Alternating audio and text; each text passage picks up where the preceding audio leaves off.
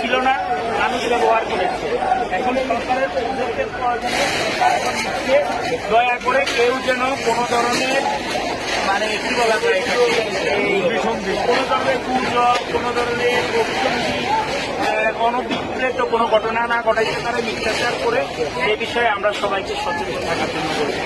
আমাদের সরকারি প্রকল্প হবে, আপনারা সবাই আমাদেরকে সহযোগিতা করবেন, সবার সহযোগিতা চাই।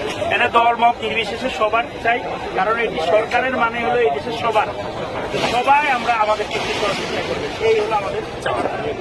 হ্যাঁ বলেন। আপনারাও তো অনেকে জানেন না, এটা রাষ্ট্রীয় একটা স্থাপনা নির্মাণ হবে। আমি আপনাদেরকে বলি, যেমন আমরা 21শে ফেব্রুয়ারিতে প্রতি বছর কি শহীদ মিনারে যাই, 16ই ডিসেম্বর বিজয় দিবসে শহীদ মিনারে যায়। আর এখানে আমরা যে নতুন বাংলাদেশ পেয়েছি তাদের রক্তের বিনিময়ে, তাদের নামের উপর একটা স্মৃতিসৌধ হবে। প্রতি বছর আমরা এই স্মৃতিসৌধে এসে তাদেরকে স্মরণ করবো। এটা কারো ব্যক্তিগত কোনো কাজে না, রাষ্ট্রের প্রয়োজনে।